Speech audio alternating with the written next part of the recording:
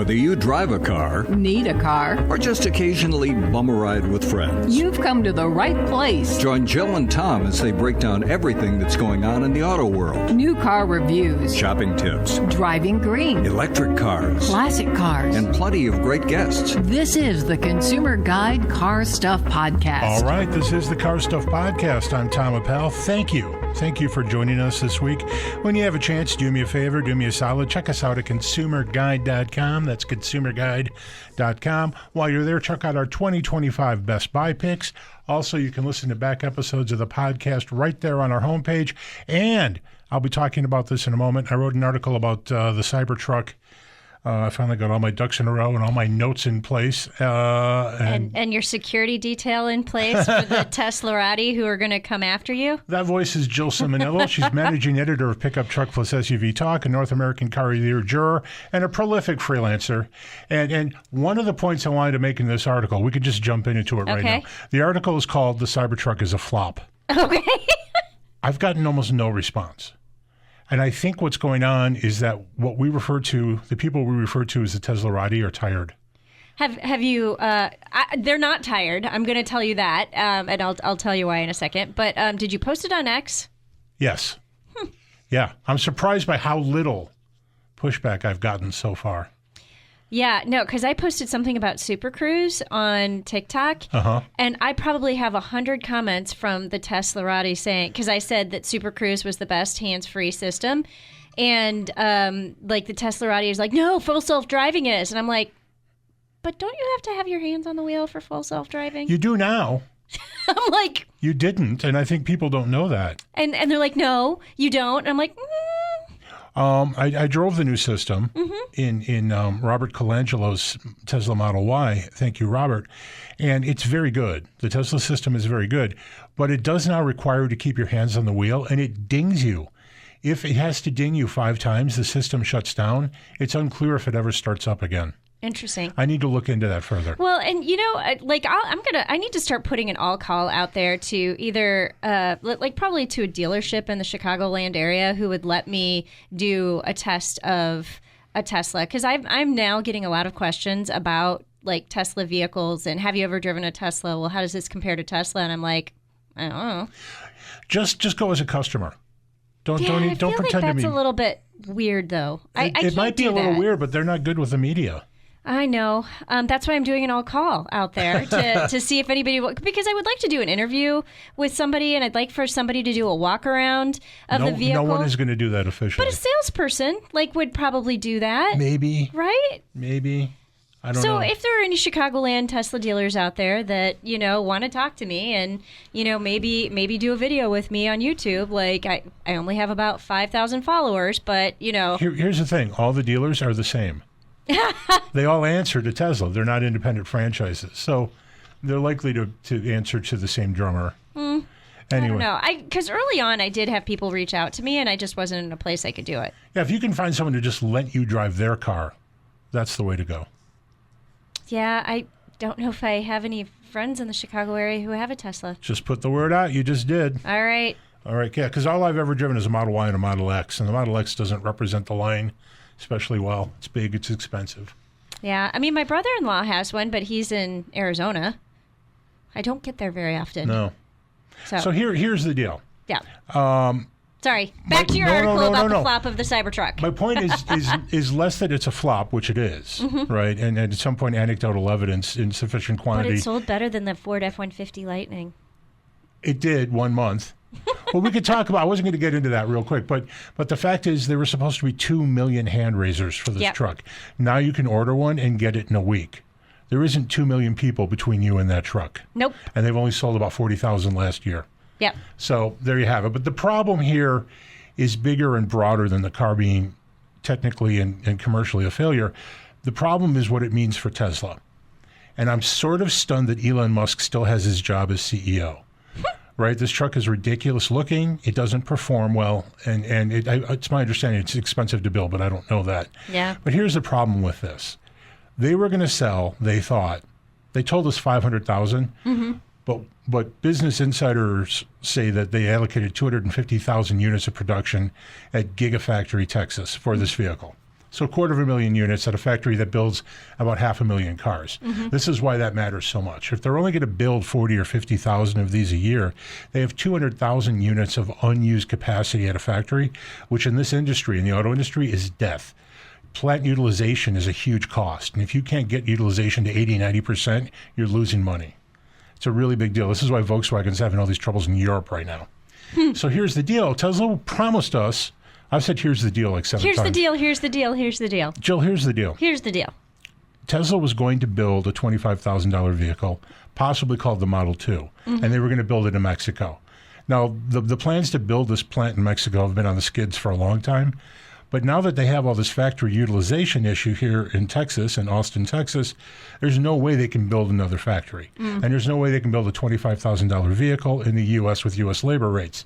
Not that vehicle is ever going to cost $25,000 because no Tesla has ever come in at the price it was promised. Yeah. So we're not going to see a cheaper Tesla probably than the Model Y. And in fact, the Model Y, the new updated version of that, is going on sale soon at the U.S., only in a launch edition for $12,000 more than the old one. Yeah. So that's it for an affordable Tesla. None of the news here, except for the updated Model Y, suggests that their sales are going to improve this year. And part of the reason is that the Cybertruck is a disaster. And do you remember when the Model X was coming out? Yes. And it came with the Falcon doors. Oh, yes. The dumbass Falcon doors.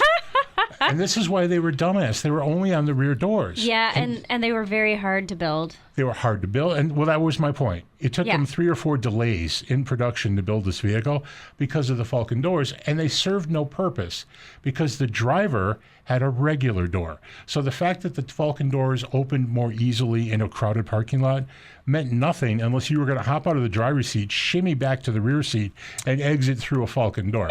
No, I would say car seats, like putting your kid in the car seat, that makes it easier.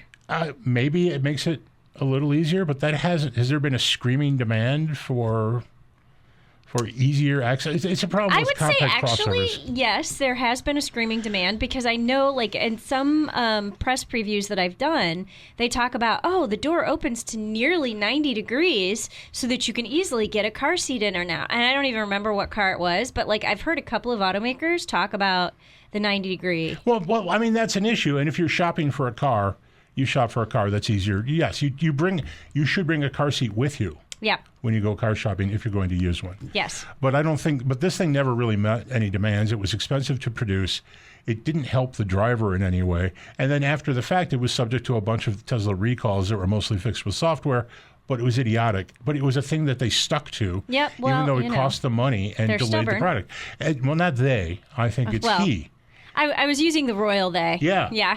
And that's what happened here, I think, with the Cybertruck. No one said no to Elon Musk at any point, and he has spent billions of dollars on this fiasco that is definitely going to hurt the company. And I wonder if at some point the board is going to start talking about ousting him. No, I don't think so. You don't think so? I think that the people who like Elon Musk like him so much that he could kill a whole bunch of people in front of somebody and he would be fine. That's the general population. I'm talking about people who have skin in the game, and the board of directors have stock. They have faith that he will bring it back. How much faith? Have you seen his not his severance package, but his compensation package? Yeah, they keep voting to approve it. That's how much confidence they have. They do, and it's an obscene amount of money. It's like $60 billion with a dollar. Yeah. And I think Mary Barra made something like $24 million last year. Yeah. Which, in isolation, seems obscene. Yes. Hey, what do you do with 24? What do you do with $1 million? Oh, I could spend $1 million in a week, but $1 million's not that much anymore. I remember having this conversation with somebody once. If you make $50,000 a week, in 20 years you have $1 million. $50,000 a year, you have $1 million in 20 years. It's not an inaccessible sum of money. I think it's inaccessible. It's a lot of money. To have it in one place. Yeah. To have saved it, accrued it, and have it in one place, yes. But anyway, that's the deal. If people want to read this article, we're going to link to it. I make a lot of points, but that's my particular point here. He has damaged the company because of his ego. He brought this silly thing to market. But every time we think that he's damaged the company because of his ego, he hasn't. I don't know. I think this time he may have. Okay. Yes, I've been wrong every single time I've said that. You've been wrong every single time. All right, a couple of other quick stories here. You're probably on top of this one. General Motors possibly subject to 1 million recalls. The big trucks. Oh, yes. The big trucks, the 6.2-liter engine, which is a honey of an engine, may have the same bearing-style problem that Toyota was suffering from. But we're talking about 900,000 plus recalls if this becomes a recall. Right now it's an investigation. But it affects, just for people who don't know what these trucks are, the Tahoe, the Suburban, the Yukon XL, the Escalade, the Silverado, and the Sierra. And I have a trivia question for you. Okay. What was the Yukon XL called before it was called the Yukon XL? This is right up there with who was Jimmy Carter's vice president. But it was called the Suburban. Huh.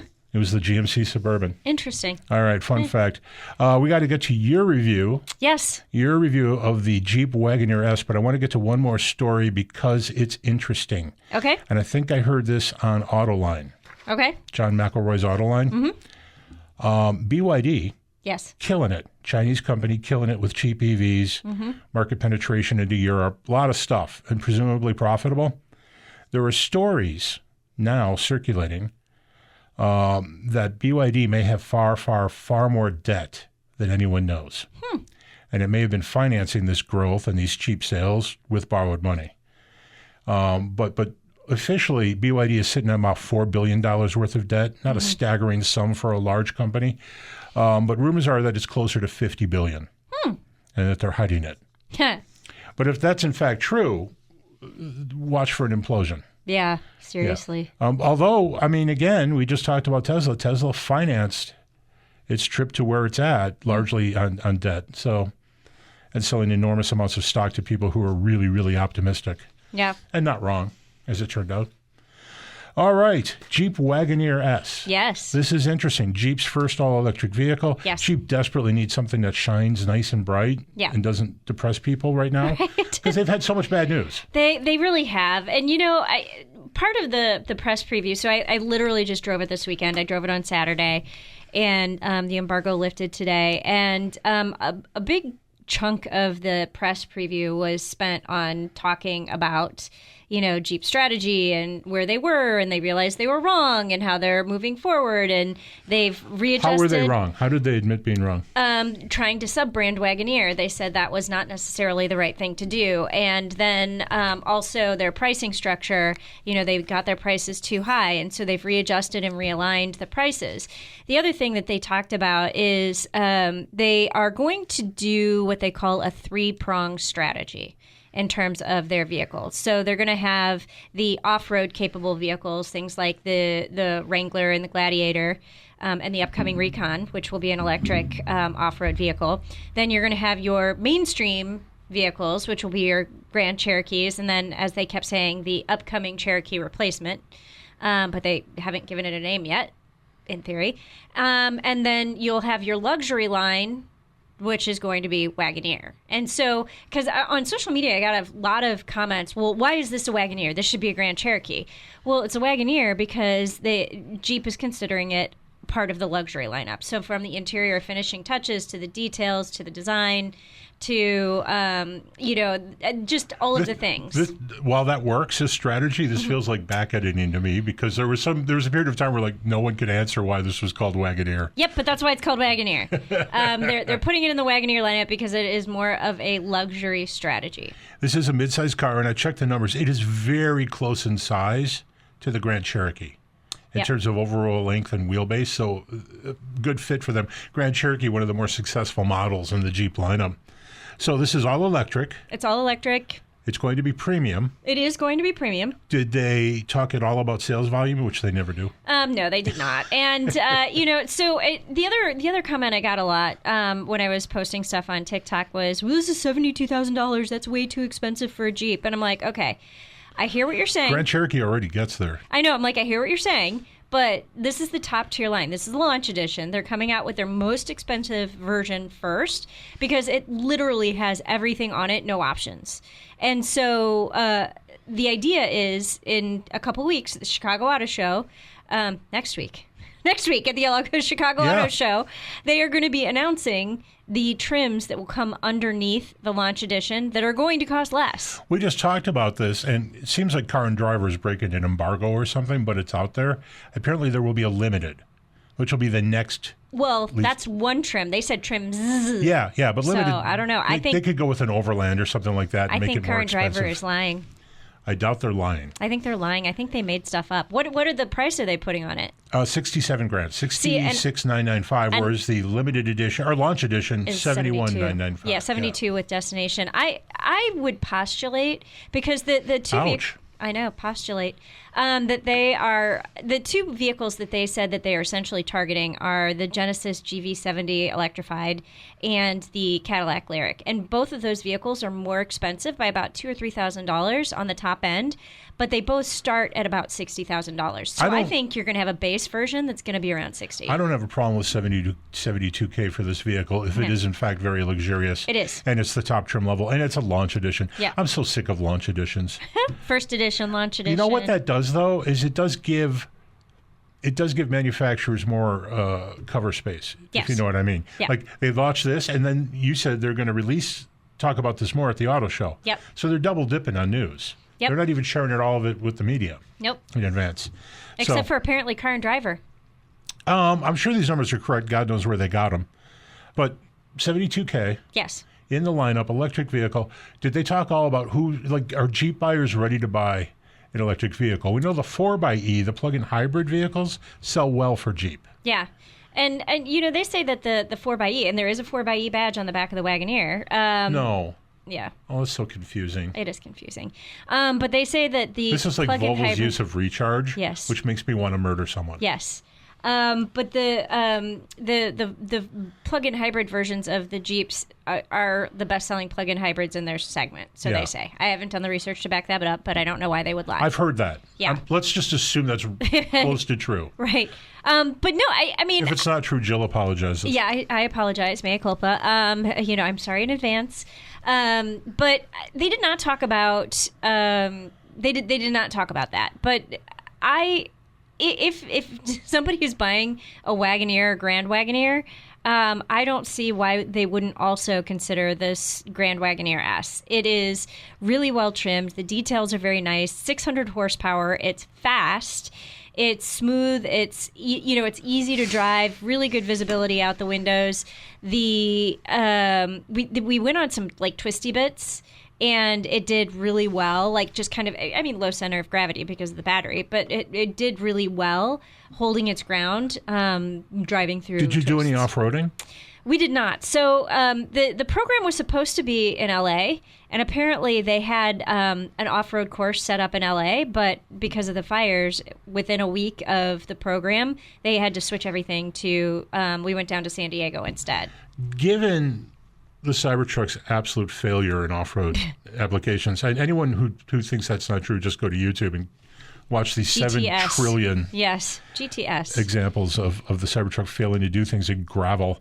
I'm interested to see. I'm super interested in the Recon, which is more or less an electric take on the Wrangler. Yes. More or less. Yes. Which they're also doing open air stuff with that. I've seen some great pictures of the Recon, so I'm excited. Wagoneer S, 0 to 60 in 3.4 seconds. I know. And then I got a question for you. Okay. So I'm reading about this morning. 0 to 60, 3.4 seconds. Holy cow. Range, 303 miles standard, or just 270 if you get the Pirelli tires. What is that about? They did not talk about that, and I have not seen that in anything. Interesting. Is that also in Car and Driver? No. Okay. I don't know where I got I'm like, is that also in Car and Driver? Because I'm not believing them. No, the only number they gave to us was 300 plus. And so when we asked them specifically what 300 plus meant, they said 303. Okay, yeah. So we've got 303, 270. So they must be larger tires, but Pirelli's famously are high-performance tires. And maybe just that's the problem. They're sticky. They're sticky. Or not like the low rolling resistance, whatever. Like you're supposed to get the electric tires. So, yes, right. So when does this go on sale?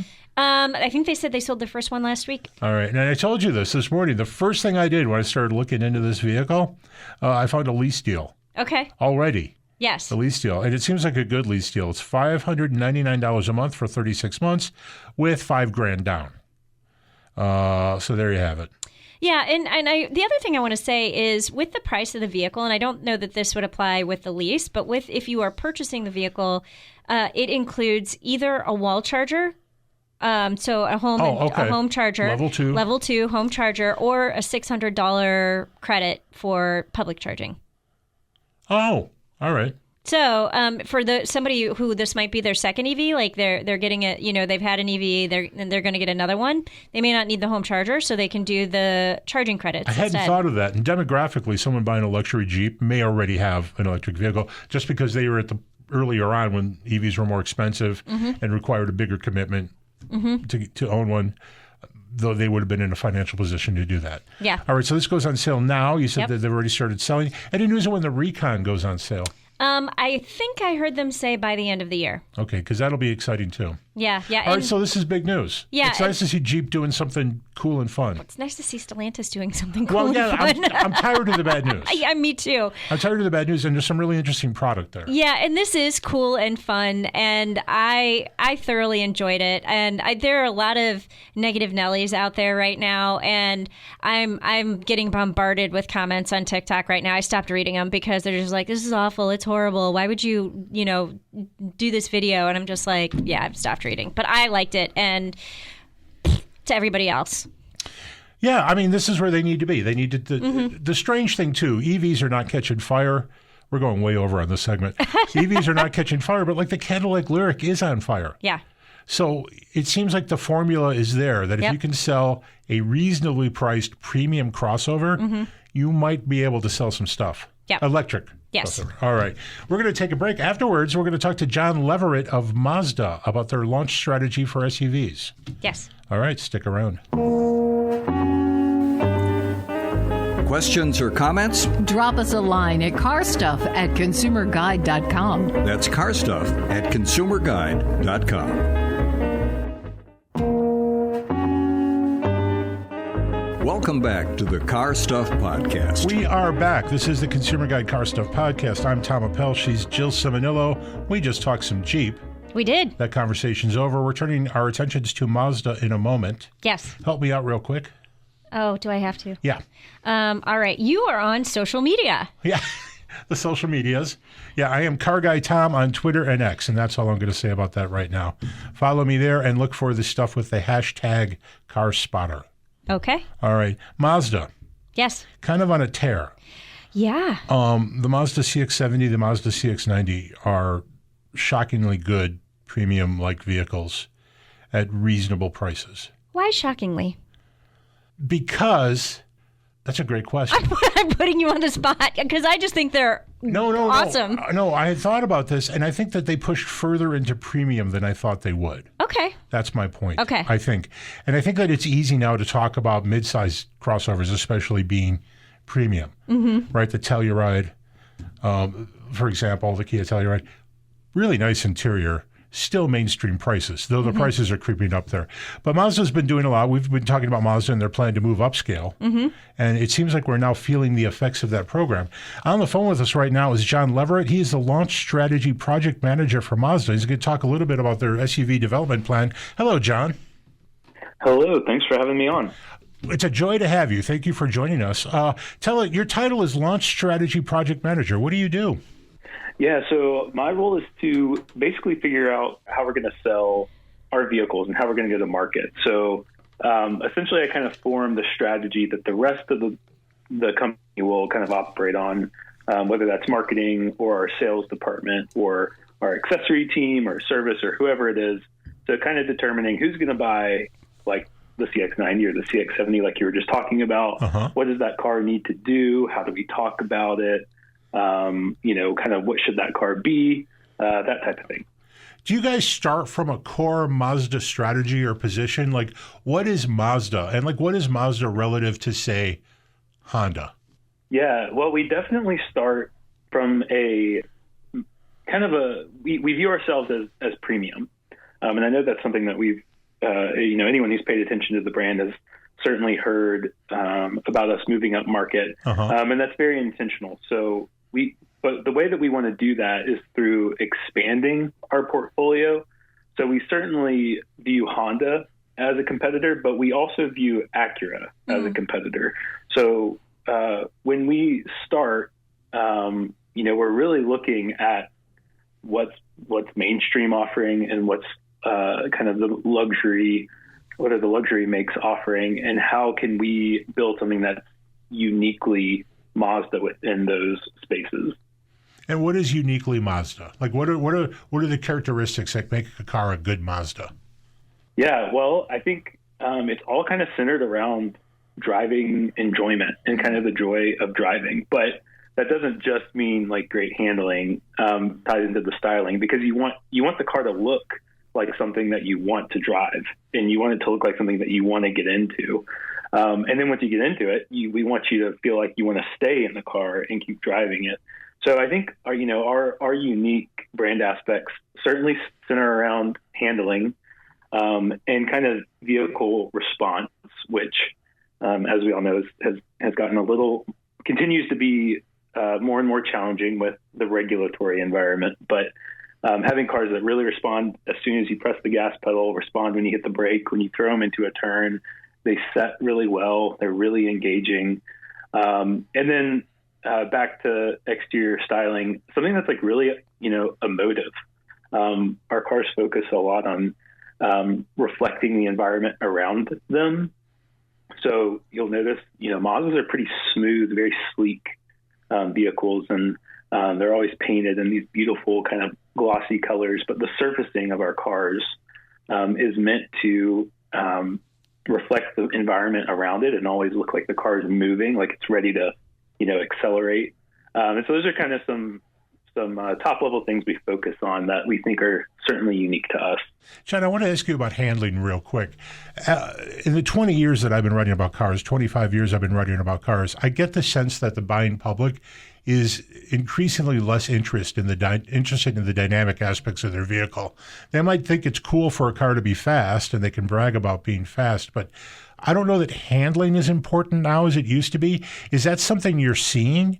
And to what extent do you guys maintain an edge in that category if, in fact, the public interest in that characteristic is diminishing? Yeah, I think that is possibly true, that it's diminishing, though our sales figures would say otherwise. But I think it's maybe more about how the vehicle makes you feel. And maybe the average customer wouldn't say, this car makes me feel good because it handles well, but they notice that there's something different. And kind of to your point, where it might seem like customers increasingly care about that value, that is the direction maybe a lot of other makes have gone. And so that actually makes us even more unique. When someone test drives a Mazda, they really feel a difference from that driver's seat. And it is, even as we've kind of progressed, we've really started to focus on that feeling that gives you that sense of control, as opposed to just an outright cushy ride where you kind of lose some of that control. And, while the car may be comfortable, maybe you don't feel like you're really connected to it. Let's talk about the CX-70 and CX-90 for a moment. These are your relatively new midsize crossovers, and if there is in fact a reach that you guys have made up market, it's certainly the top trim levels of these particular models. But they are, in fact, convincingly premium inside. I think that if you were to change the badges for people and just have them look inside, they might believe that it's, I don't know, Mercedes or an Audi, perhaps. So congratulations on that. But you had mentioned that you're moving up market without trying to leave the mainstream. So it looks like it's just the top trim levels really that make that big reach. Yeah, for the most part. I mean, I think in order to have a premium product, the baseline has to be, somewhat premium. And I think despite similar price points at, the base models, compared with, say, like a Honda Pilot, the base CX-90 is certainly going to have a little bit of a more premium flair to it, because that's what we have to build off of to hit the more premium luxury territory that we're trying to hit. So for us, you're correct. We certainly have offerings that are more mainstream level at the bottom, but in general, I would still say the quality is higher, so that we can have such a convincing and premium experience at the top. But that's also also tied to the powertrains as well. So when it comes to CX-70 and 90, not only are you getting an upgraded interior on the higher trims, but that's also coming with an even higher output inline six engine, and things like that. So it's more than just the interior being upgraded. We're also starting to pair even higher performance powertrains with it. So I want to, we've been talking specific Mazda. I want to, kind of pull it back a little bit and see if you can talk a little bit about the trends in the SUV market. So, you've talked a little bit about going more upscale. Is that a general trend or is that just a Mazda trend? And, I know you can't talk about future product, but as you are looking to the future, what things and trends should be looking for? Yeah, so I think, to your first question, I think cars are certainly nicer now than they were 5, 10 years ago. And I think that's certainly across all segments, mainstream and luxury. So we're certainly not alone in that, but we've had a pretty concerted effort to outpace the general improvement among the mainstream segment, to outpace it and really position us where we've gotten. So yes, I think, and you earlier you were talking about the Kia Telluride and cars like that. Yes, mainstream has certainly improved with how their interiors look and feel, but we've been a little more intentional in terms of trying to outpace that and really offer something even more than the consumer can typically get. But in terms of the second part of your question, yeah, I wish I could just spill the beans on everything, but so do we. Yeah, but yeah, future Give us an products. exclusive. It's interesting. Yeah, it's a really interesting time. I think everyone has kind of started to understand just how difficult the regulatory environment has been, and that has just been the focus for a lot of automakers. How are we going to achieve these set targets? We'll see what happens with those in the future. Maybe things might change. But I think one interesting thing kind of to note, and you can certainly see it within our own lineup, is crossovers have progressed to I don't know, kind of like turning a corner to become a little bit more SUV-like than crossovers have typically been. When they first burst onto the scene, it was really advertising this car-based vehicle and how it drives like a car, handles like a car. There's really no, you're not compromising anything in terms of, at the time, these, I am reminded of the SUVs Highlander that might topple over. Yeah. But now that, everyone's kind of gotten used to crossovers, people are starting to want more of those SUV attributes in them, like towing capacity. Whereas before, customers maybe weren't as, didn't care as much about capability like that. Now customers are wanting more of that capability, especially since the pandemic, where we saw a large rise in, camping or whatever it is with your family, being outside. Now there's more care for the true capability of a vehicle. So we're starting to see these platforms, i.e. CX-70 and CX-90, that are rear-wheel drive based. They can tow 1,000 pounds. You have inline six engines. And that is a much more, well, in our case, kind of a sports car powertrain, but on a more capable chassis that can do more SUV type functions than your usual crossover. And I think that will continue. I think there's kind of some exciting things going on right now in terms of experimenting with the shape of the SUV. Maybe, there's kind of started to be some more wagon shapes coming out, which as a wagon lover, that's kind of exciting to me. Right. So we'll see, how the market responds to that. But I think, I think capability is going to continue to kind of expand and improve on a crossover platform, as well as, it's just some more, maybe more wagon or more low profile shapes than we've seen recently. We're starting to run out of time here, John, but I want to get to one real quick thing. The Mazda CX-5. now has a companion vehicle. This is your very popular compact crossover. Has a companion vehicle, the CX-50, which is a little sleeker, a little longer, maybe more SUV looking. But the CX-5 remains a hot seller for you guys, despite the CX-50 sitting next to it in the showroom. And I'm wondering if there's something that's core to the Mazda mission about that vehicle that keeps it really popular with consumers. When we launched CX-50, we were pretty intentional about trying to protect CX-5. Uh-huh. And obviously that was a few years ago, and we weren't quite sure exactly how it would play out. But you're right, CX-5 has continued to be the top seller for us. And we've really identified two different parts of the market with CX-5 and CX-50 to the point where they can both live together in the same segment and speak to different customers. So that's been really, really great for us. And we want to keep the CX-5 around, and there's unique product differences too, where CX-5 has, the independent suspension. It's a little bit more urban focused, a little bit more sporty.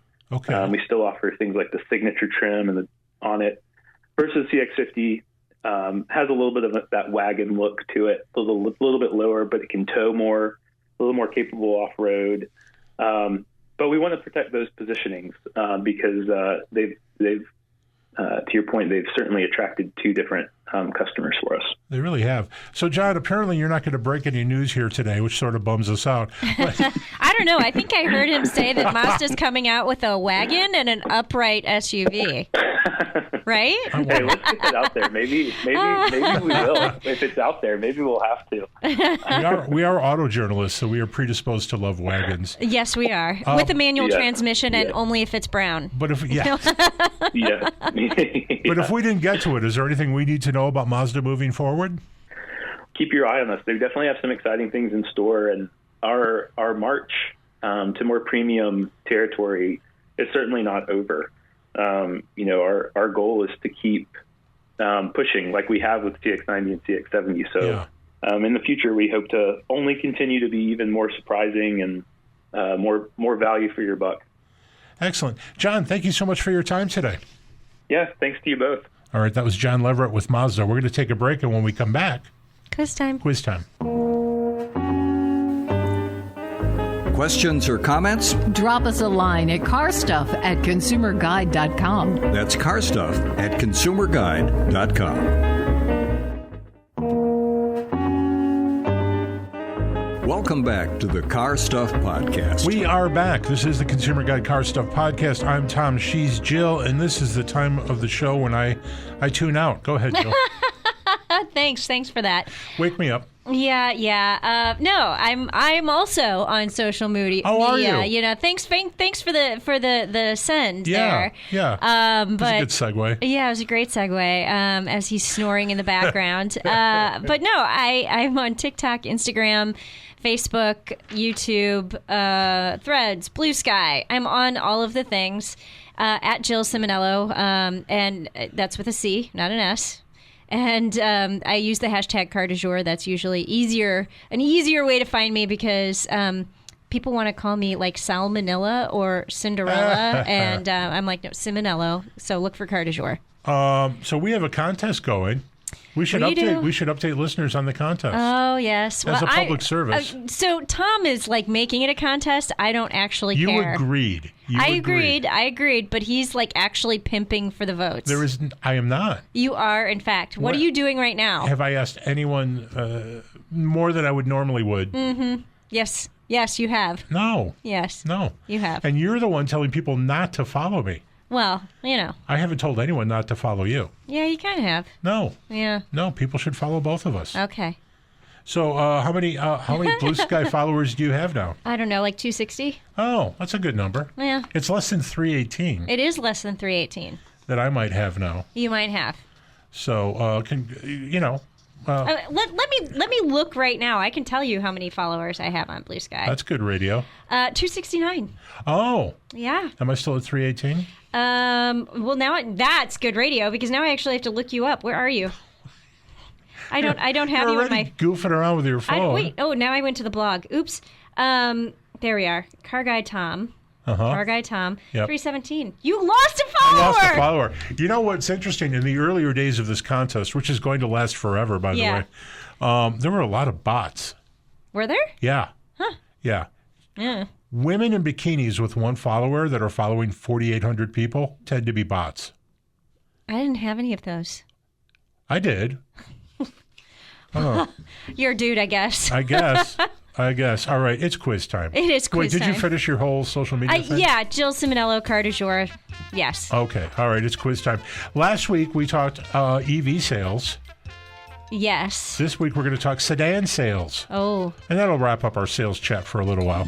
Yeah, These numbers come from Automotive News. I'm not good with sales numbers. I need to start looking into that more in Automotive News. Yeah, well, you know what?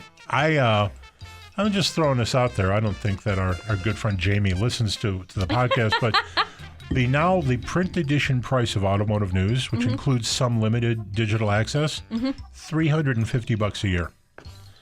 What's the word for that? Ouch. Ouch is the word for that. But there's a couple of editions you need every year, really. Yeah. And they were just down in, they got snowed out, but the NADA, North American Dealer Association meeting, Yeah. they can do all the preview stuff they want to. But at NADA, they get dealers into rooms and swear dealers into secrecy and show them new stuff. And the dealers come out and immediately blab it. Yeah. So you learn more from their wrap-up of the NADA convention than you do from their multi-week series on new cars. Yeah. And speaking of our friend Jamie, I did see him in Detroit. He says hello. Hello, Jamie. Yeah. We're good friends. Yes, we We're are tight. good friends. Yes. We're tight. All right, sedan sales. Are you ready? Yeah. These are from the pages of Automotive News. They're for 2024. I'm going to give you two sedans. You just need to tell me which one sold better. Okay. It's that easy. Ready? Yeah, it's never that easy, but okay. BMW 5 Series. Okay. BMW's old school bread and butter midsize sedan, or the Mercedes-Benz E-Class direct competition. Now, the Mercedes doesn't break out some of their weird coupes and stuff, but Coupe. not going to have a big impact on sales. Okay. So 5 Series or E-Class. And these are cars that shaped me as a car guy back in the 80s. I'm going to go 5 Series. You are correct. You're on the board. BMW 5 Series, $25,315. Mercedes-Benz E-Class, $17,675. I'm going to ask a question that's absolute heresy. Okay. When do they drop these? I mean, the sales are slipping dramatically. Yeah, I know that when you were saying 25, and I'm like, ooh, ow. These cars are so core to what is Yeah. essentially these brands, but they're not being sold anymore. Yeah. And the BMW X5 is on a tear. That's their midsize SUV. It sells like crazy. That's their profit center. Well, so my question would be, maybe they drop them for the U.S., but they keep them in Europe and then Maybe. bring them back to the U.S. if we ever go that way again. Audi may start doing that. Yeah. Audi's not selling a lot of cars. That comes up later, actually. You have 1 point. Number 2, we ready? Okay. The Honda Accord or the Honda Civic? Ooh. I'm writing down your 1 point. I have 1 point. Uh-huh.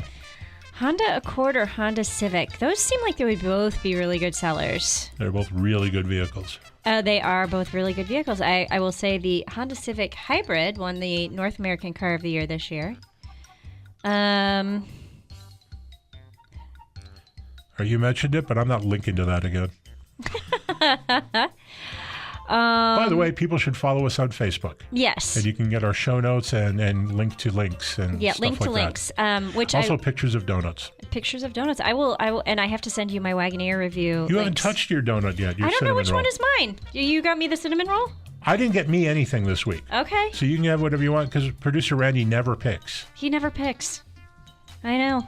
So. All right. Well, what were my choices again? Oh, the Honda Accord. You may have Honda heard of Accord it. and the Honda or Civic. the Honda Civic. Which one sold better? Yes. I'm going to say the Honda Accord sold better. No. Oh, By a lot. wow. Accord 182,000 and Civic 252,000. Okay. This is interesting because the Accord numbers are starting to fall too. The Camry, I didn't look at Camry yet for this year, but they used to do about 400,000 units, just this benchmark midsize sedan. And as everyone keeps slipping out of the sedan market, Right. there's a little bit more for the people who remain. Right. But the Civic, pure gold. But that's a significant number of Civics, 252,000. That is. I was just thinking that, people like SUVs, so maybe they'd like a larger sedan. I don't know. I don't know. Yeah, weird. There was a time, this was a long time ago, where customers who intended to buy an Accord, maybe 15 years ago, would go to a dealership, and a stunning number of them would leave with a CR-V. And I think that was the beginning of the end for sedans. Yeah. It's a very, very slow process, but on the footprint that a crossover is, there's just more stuff. Yeah. More space, a big rear hatch. It's easy for people to get in and out of the back. It's just a lot of demand there. A lot of cool stuff. All right, are you ready? Yep. This one's tougher, I think. Okay. The Lexus ES, Lexus's midsize, large-ish midsize sedan, or the Acura Integra. Acura's very sporty Civic-based small sedan. Golly, I don't know. I mean, okay, so I would be tempted to say the Integra sold better because the Civic sold well. Right. I have a story there. Great. But I don't know. I mean, you don't hear anything about either of these vehicles, frankly. No, and the Lexus is fundamentally, I think, the best Lexus, the ES. I think it defines what Lexus is. It is so quiet. Yeah. It's so well put together. It is so nice on the highway.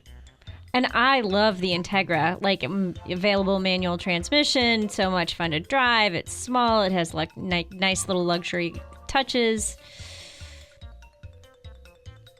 Gonna need an answer at some point. I know. I'll say ES sold better. It did by a lot. 43,156. The Integra 23,398. Here's the thing about the Integra: the car that preceded it, the ILX, also based on a Civic. It used to be you could buy a used ILX for less money than a used Civic because people didn't know what it was. Right. It was out there. Bigger engine, nicer interior. It was kind of a deal. Yeah. Yeah. I kind of wish my daughter needed a car when that was a thing. All right. So you got that one. You have 2 points. You can still buy a used ILX. You can. They're getting old. All righty. 5 questions total plus the bonus question. Bonus question always related to the topic of the day. All right. Next one. Audi A8, Audi's flagship large sedan, or the Lexus LX, Lexus's flagship large sedan.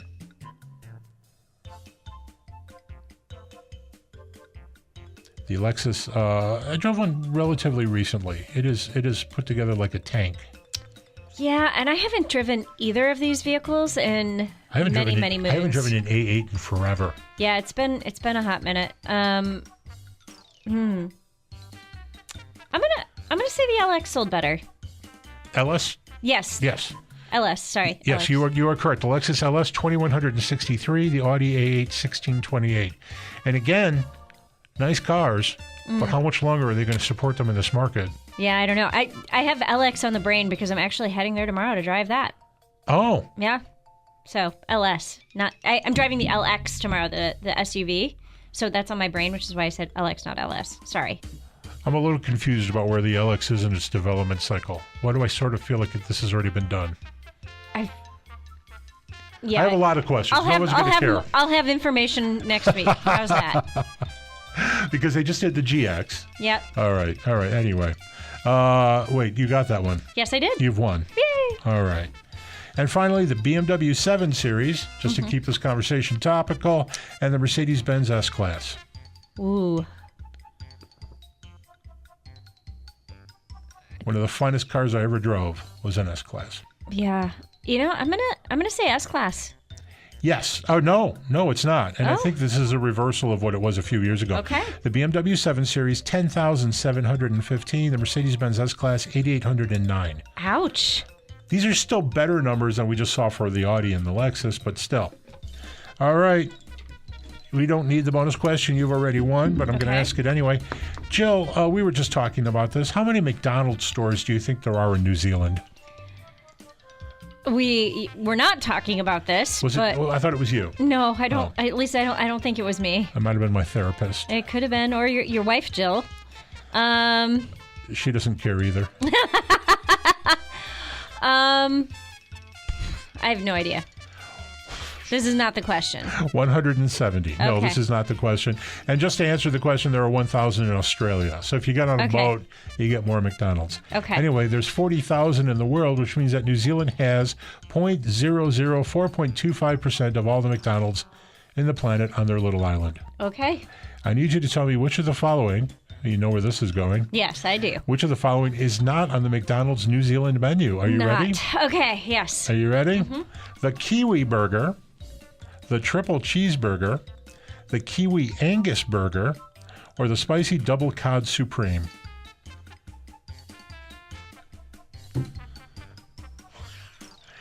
That face, we should be Facebook Live. I spelled spicy wrong. Spicy. So that has to be the one then. If you spelled it wrong, because you would cut and paste otherwise. From a menu? No. Yes. You can do that. No, I guarantee you I make transcription errors all the time. Cut and paste, cut All and right, paste. yeah. So, Well, go with your hunch. yeah, the last one, the spicy, because you misspelled it. So the Kiwi Burger, the Triple Cheeseburger, the Kiwi Angus Burger, or the Spicy Double Cod Supreme. Yeah. You're saying the Spicy Double Cod Supreme is fake? Yes. It is. Because you misspelled it. Yes, I did. And the Kiwi Burger is interesting because it comes with egg. There's egg on it. But you know, there are a lot of hamburgers that have egg on it. Not from major chains. I see them at restaurants all the time. Red Robin was into that. Yeah. I don't think Red Robin exists anymore. The Triple Cheeseburger is weird. That's not an American product. The Kiwi Angus Burger is real. There you have it. Spicy gonna Double say, Cod Supreme is not real. Triple Also, cheeseburger sounded good. I don't think they'd use the word Supreme because that's kind of a Taco Bell thing. Oh, yeah. All right. I am signing this. There you go. So how many Taco Bells are in New Zealand? No idea. Also, McDonald's has virtually no presence in Africa. Ethiopia, Guinea. I was checking all these. I'm like, what would the menu be like there? Turns out they're not there. Okay. All right. We have 3 minutes left. Is there anything you wanted to get to? No, just I have my Wagoneer S review on the Pickup Truck Plus SUV Talk YouTube channel, and When is that going up? now it's up now, and my full review is up on pickuptrucktalk.com. I will send you both of those links. Yes, because if you don't, I'll forget. I know. Oh, interesting story, and I don't think we talked about it. And we might get a guest on to talk about this. But Ram, about to do some electrification, two vehicles, the Ram Charger and the Ram Rev, REV, Ram electric vehicle. The Ram Rev has switched places Yes. in the launch cadence. So we're going to get the extended range hybrid before we get the electric vehicle. And this is interesting, Stellantis weird news, not bad news, but the Ram Rev is no longer going to come with the really big battery. Yes. So there was a huge battery. I think it was like 239 kilowatt hours maybe. Was going to give them 500 miles of range. They're not doing it anymore. I wonder if they will. They said they're not doing it anymore, but I wonder if there will be some rethinking, because I don't know. I forget which publication just did it. It might have been Motor Trend. Just did a range test of the Silverado EV and got 500 miles. Did they? Yeah. This is the crazy world. You and I were talking a little bit offline about my F-150 Lightning experience, and that's the electric F-150, which, by the way, is a fabulous thing to drive. Yes. I don't think it gets the praise it should for just being a really good vehicle. It's a good vehicle, but it's not a good truck. I stand by that. I didn't use it as a truck. Exactly. And people who buy it won't. I drove 6 miles in Palatine today. Yeah. But the acceleration, the steering, the ride, the handling, interior, everything about this thing is great. But it's really messy in the cold. Yeah. I used the app. I was tracking my range, and my delivered range. It should be 320 miles. It arrived Tuesday, the coldest day this year in Chicago, or last year. And the range was like 179. So that's the hit. That's the stated range. Yeah. I drove it like 10 miles, and the range fell to like 139. It's like, holy cow. But the next day when it warmed up, without me having plugged in anywhere, 50 miles of that range came back. Yeah. So I think there is reporting issues. I think there are software issues related to the reporting, or they want to be extraordinarily conservative so people don't get stuck. All right. Yeah. You know what? You have 8 seconds. I will send you my link to my range test that I did in the winter a couple of years ago. Okay. With that because Let's link to that. I experienced the same thing. Yeah, it was a little weird. Yeah. All right, big thanks today to John Leverett of Mazda. Thank you, Jill. Mm-hmm. Thank you to producer Randy and the good folks here at TalkZone. Let's talk more about cars again next week. Remember to check us out at consumerguide.com. The Car Stuff Podcast is produced by J-Turn Media. To advertise on the show, please drop us a line at carstuff@consumerguide.com.